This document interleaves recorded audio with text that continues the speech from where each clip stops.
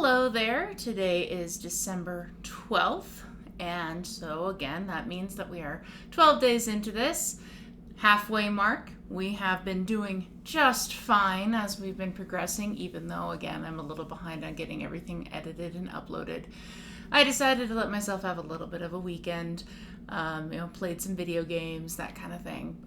Went and saw the Trail of Lights, did some holiday festive things. So I am a little behind, and I apologize for that. Mostly, again, to my 6 subscribers that I have and maybe the 10 people total who actually watch this. So I do apologize to you. Again, it's not that the cons outweigh the pros or anything like that. It's just I got busy and let myself had some time where I could do something fun. So without further ado, day 12. This is Just Peachy. There we go. Kind of looks like it's a much greener color through that tin here. This actually has no caffeine in it, and we will be steeping this guy at 95 degrees Celsius for 5+ minutes. So because of that 5+ steep time, I will be getting the water going pretty soon. So as I talk about the ingredients, I'm going to prepare my tea bag so I can scoop that in pretty quickly after I look at the ingredients. Today's ingredients include apple. Again, with a no caffeine tea, you shouldn't be surprised that apple's up there as one of my top ingredients. Apple pomace, artificial peach flavoring, sweet blackberry leaves, peach, natural sweet blackberry leaf flavoring, and artificial apricot flavoring. So I'm going to start by saying that I actually really do love peach. I love that flavoring. I eat peaches. I don't mind that fuzzy skin on them that I know a lot of people don't like. I really do like peaches, peach flavored things. Some of my favorite alcohols that I've had actually are a peach brandy that my mom got somewhere. Might have been Austria. I've really liked a sparkling peach sake that I've had. That was just really, really light, very sweet. Very uplifting. I really enjoyed that one. And actually, of course, peach moscato. So again, light, sweet, fizzy, bubbly. I like those kinds of flavors. It tends to be. Again, big fan of that. I really like apricot and peach preserves as well. I will eat those straight out of the jar. Yum. I'll put them on ice cream. Absolutely just love it. Now, I will say that when it comes to artificial peach flavoring, it can be really overpoweringly artificial in taste to the point where it's almost so sweet that it starts to taste bitter, and it almost leaves your mouth feeling like it's been coated with, I want to say almost like plasticky oily, and so you just have this kind of coating in your mouth, and then you can't really taste anything else after that. So you have to end up having to have something pretty acidic to cut through that to get your sense of taste reset. So I will be watching to see if it tastes too artificial or not. I will be a little disappointed if it tastes too artificial because, again, I really do quite like peach flavored things. So we're going to go ahead and take a peek here what we've got going on. Oh, I am glad that I switched to doing those bags because this is so finely grained here as I'm shaking that out. Yeah. Oh, I got a big chunk of something in there. Yeah, this would be a disaster in a tea ball. So if you're going to get this tea, definitely have some sort of bag situation that you can use for it because this is going to slip right through a tea ball.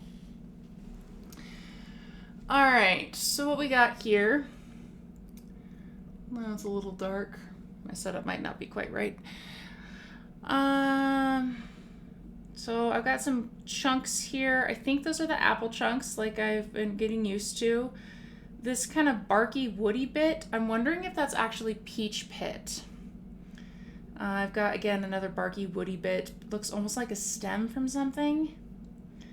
And then I've got a lot of that green leaf going on, which is going to be those sweet blackberry leaves. So I think I've identified pretty much everything that I need to for that. Some of that dried fruit might actually be peach. I'll try not to make a huge mess all over my floor. Oh, I can vacuum.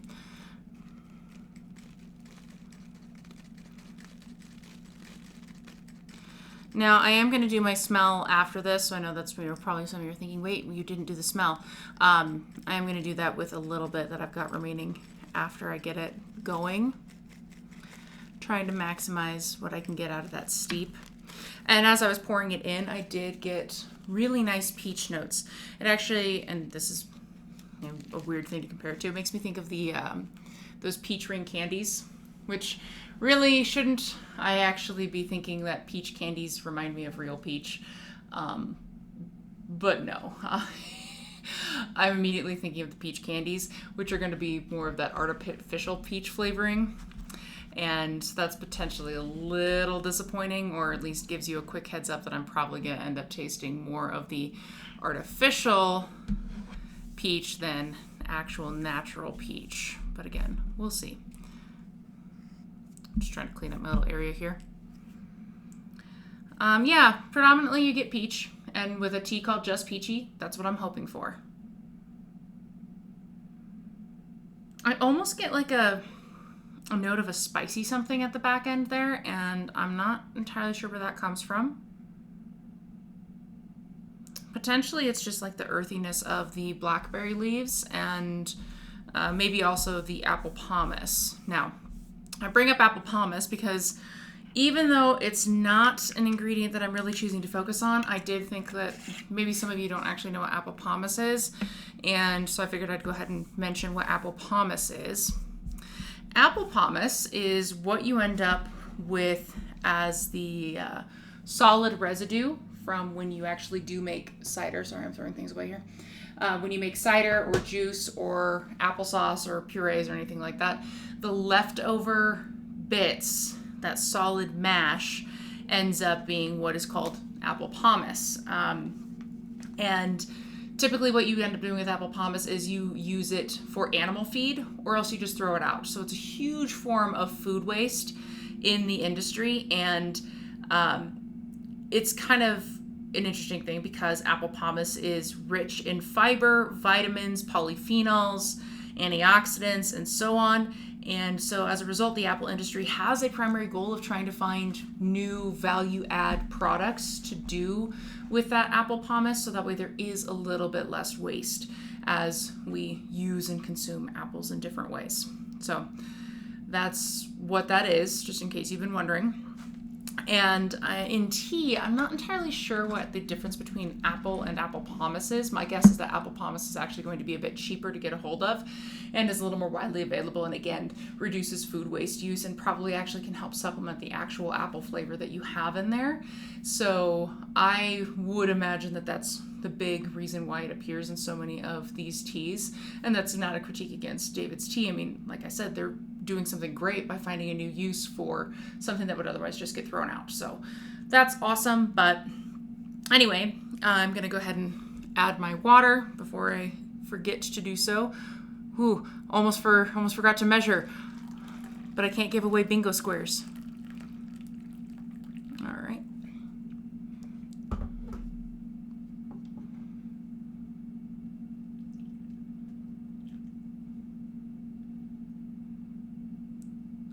So as I've poured in the water, I'm not seeing a ton of color coming out just yet. And I've noticed that that tends to be common with some of my more herbal type teas. It tends to be again, that slower release of that color and slower steep process, which is why it has such a long steep time. That said, just as a little note from the peppermint tea that I had, it actually did leave a little bit of an oily residue on my cup, so I had to scrub that out pretty well before I made sure to, use my tea again, or teacup again. Really, I wash my teacup every single day as it is, but just be aware that with that candy cane crush, there will be a bit of a residue. So if you do tend to reuse a cup multiple times, you'll want to wash that out before you use a different kind of tea in it. Again, good hygiene, wash your dishes. All right, so let's start our steep thinking session. It's like deep thinking, but it's about tea, so it's steep thinking. I love puns, so whatever. Hate it, love it, whatever. I love it. I think it's clever. So we are going to go ahead and start talking actually about sweet blackberry leaves. Why is talking about sweet blackberry leaves first? Well, it's the lower level ingredient on that one, and you might not know as much about it. So I figure let's start with the lesser known and make you wait for that, big name star of the peach, right? Sweet blackberry leaves are opening for peach or something. So blackberry leaves are related to raspberry leaves and also to blueberry leaves.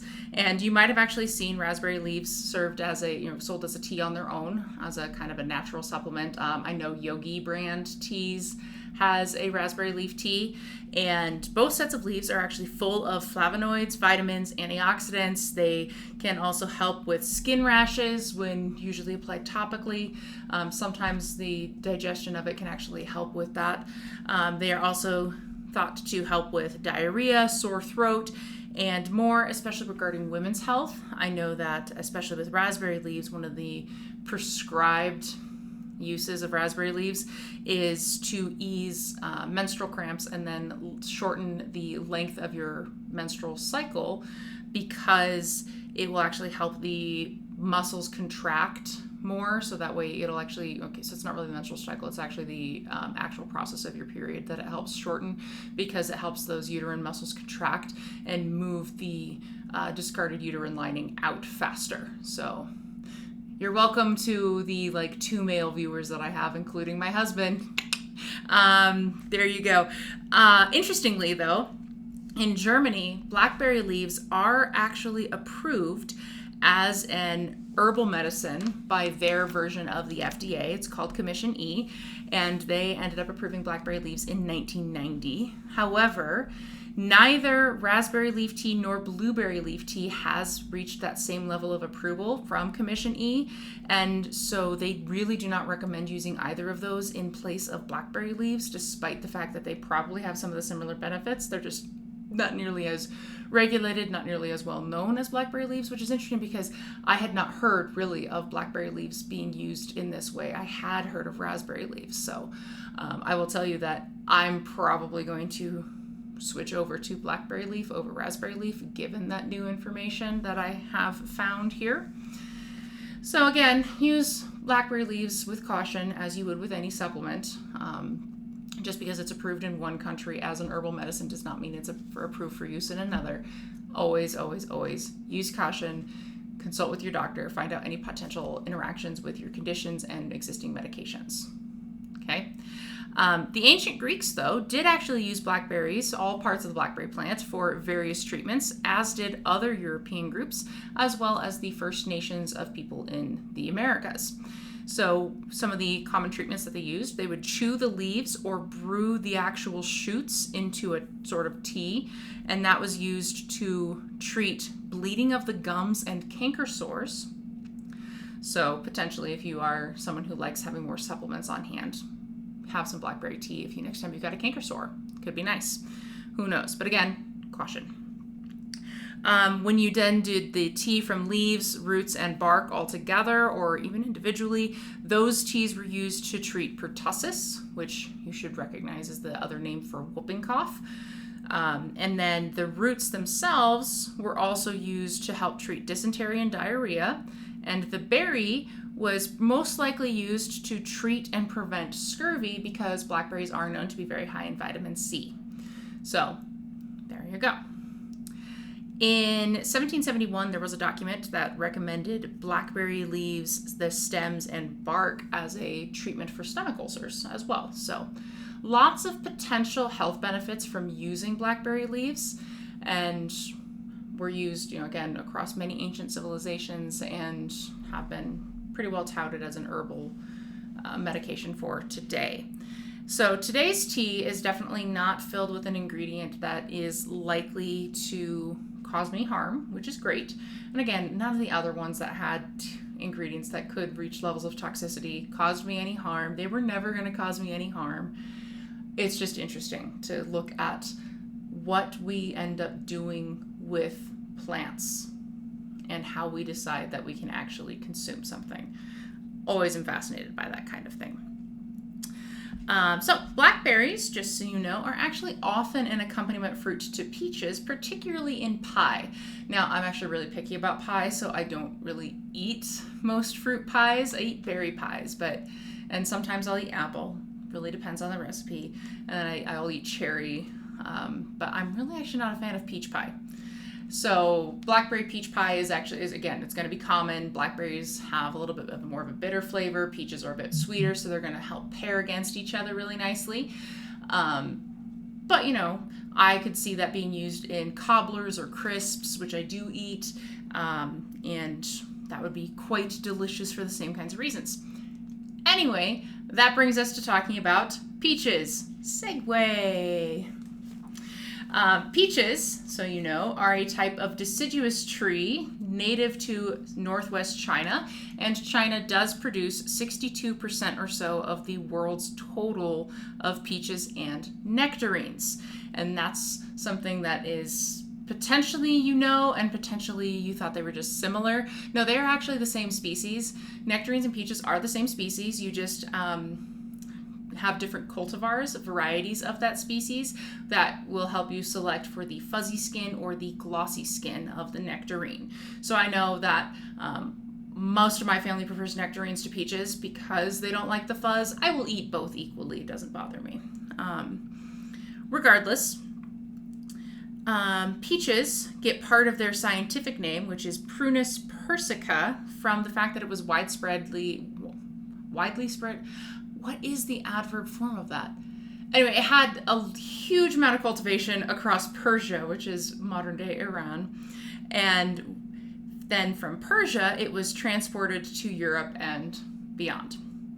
The genus Prunus, so the first part of that scientific name, also includes cherry, apricot, almond, and plum, and it's all part of the rose family, which I know that my dad knows because, like my husband, my dad knows annoyingly random details and just knows so much about so many things. So there's some more information that I am passing along to you so that way you now have your own repertoire of useless information. You're welcome. Apparently, actually, when you're looking at peaches, they're classified in the subgenus of amygdalus with the almond. And if you were to eat the kernel of the peach stone, so the actual inside part, once you got past all the rough barky parts of the peach stone, technical term there, rough barky parts, you could actually end up, if you were eating that, you'd get similar kinds of almond flavors. And actually, consequently, the peach stone kernel is actually used to make a cheaper version of marzipan called persipan. And that made me immediately wonder whether or not people who are allergic to tree nuts and almonds can actually eat persipan or not, or if it's something that's actually in that amygdalus subgenus that causes more of a reaction. So not sure. I'd have to do more investigation on that, which was definitely not part of this video. It's long enough as it is. Anyway, almonds, if you remember me mentioning in an earlier video, I don't know which one, but I did mention that almonds are interesting because there's only one variety of almond that we can actually safely eat and all the rest will basically kill you. Almonds, of course, are known for their content with cyanide, right? And that's actually because of the content in it of amygdalin. Now remember, I just said that peaches are part of that same subgenus, amygdalus. So peaches actually also contain amygdalin. And if you consume the pulp, skin, or pits in high concentrations, you actually do reach risk of toxicity because of that cyanide or the cyanogenic glycoside groups that I mentioned as well in an earlier video. So most of the time you're not going to be at risk of it, but don't overdo it with the peaches. Now, plants that are highly similar to peaches, interestingly, have been noted in the fossil record from the late Pliocene deposits dating to 2.6 million years ago. So we really shouldn't be surprised that there's some evidence to show peaches were domesticated and began being cultivated as early as 6000 BCE in the Zhejiang province of China, and then were featured in Chinese writings and literature from the early first millennium BCE. So peaches became popular and they became normalized into their culture. And then just geographically, China then had from China, the peaches spread out to Japan in about 4700 BCE, to India around 1700 BCE, and cultivation of peaches did not even reach any part of Europe, mainly Greece, until 300 BCE. So they were definitely an Asian product before they were a European product.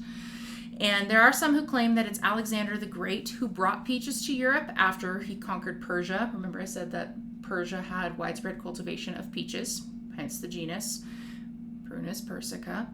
But there's actually no evidence that Alexander the Great did any of that. Nonetheless, the first century Romans were very familiar with peaches, and they had cultivation and production for a long time. It did collapse around the 6th century, and then there was a little bit of a revival in the 9th century when it came to cultivating peaches. However, it's the Spanish who brought peaches to North America and the rest of the Americas in the 16th century, and from there, from the Americas, is actually how it made its way back to England and France in the 17th century, and they became a very prized and expensive treat. Now, touching now on some cultural implications, I noted that once they started being cultivated in China, they made their way into a lot of the literature and writings in China at the time, and that's common across a couple of different cultures. Peaches really did become symbolic for many different things. There's a Chinese myth about the peaches of immortality that are consumed by the immortals, and they have a mystic virtue of them where they do grant that longevity depending on what myth you're reading, such as Journey to the West. Eating one of these peaches of immortality will grant you 3,000 years of life. So the immortals are constantly eating them, and of course eating that peach is some of the central conflict for the main character of the Journey to the West myth, or one of the main characters at least. Regardless though, you can find peaches in other Chinese art as part of some iconography. They also are associated with other symbols of immortality, such as deer in Chinese culture. And also, in the Han Dynasty, there were peachwood figurines that served as little door guards or little door guard figurines. And they're kind of, my understanding is like those little modern day saint figurines that you can get, that I know some people use as little tokens of protection, or even to help sell your house. I remember that there's a tradition, I believe it's St. Joseph, where you take a St. Joseph figurine and bury him upside down in your yard, and it helps your house helps your house sell faster. Those are the words. And I know people who swear by it. I have never tried it, so can't knock it one way or another. Anyway, in Korea, peaches chase away spirits, which kind of made me giggle when I got to thinking about the Mario games and the character of Peach, but anyway. In Vietnam, a branch of peach flowers served as a message of military victory and became a symbol of a period of new peace and happiness. In Europe, the peach represented the heart, especially throughout the Renaissance, and then a leaf attached to the peach was symbolic of the tongue, implying that you should feel free to speak the truth of your heart, which is just a lovely sentiment. And then that brings us to today's use of peaches in iconography, namely through the emoji. Not so lovely.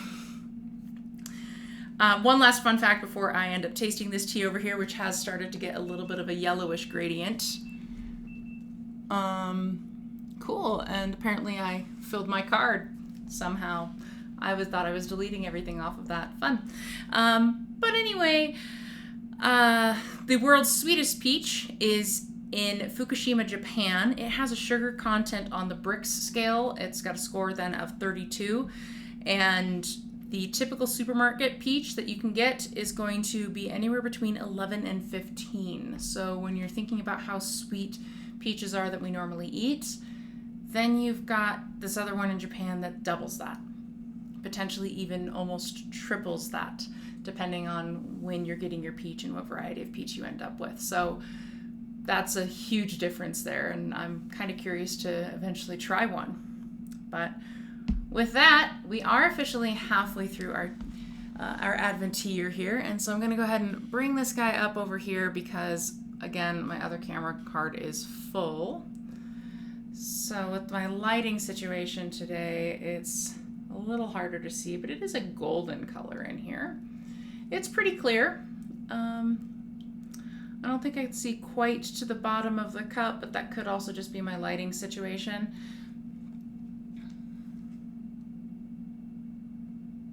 Still smells very peachy, very pleasant. I'm very satisfied actually with the look of this particular steep.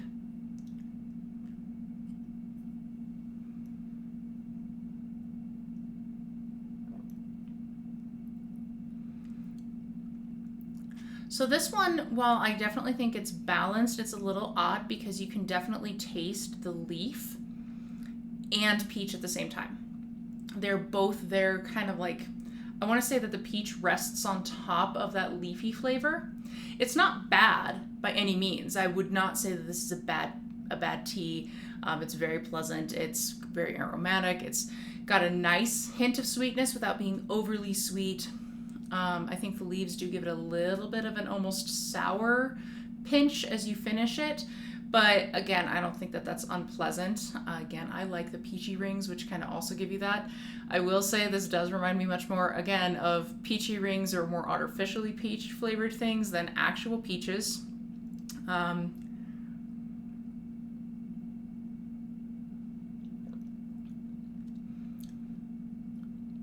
Yeah, and I think as you get used to the idea that there's other ingredients in the tea than just the peach, you do taste those a little bit more prominently. So, not a bad little tea. Of the non-caffeinated ones, it's definitely up there. Again, I have to compile what my leaderboard looks like and actually see where I place this tea. It's definitely not in the bottom. So there's that. Whether that's because I'm predisposed to like peaches or because I just find that the balance of this really did come together well, who knows. But that is today's tea, and I will get all these edited and uploaded in one big batch, and I will see you tomorrow.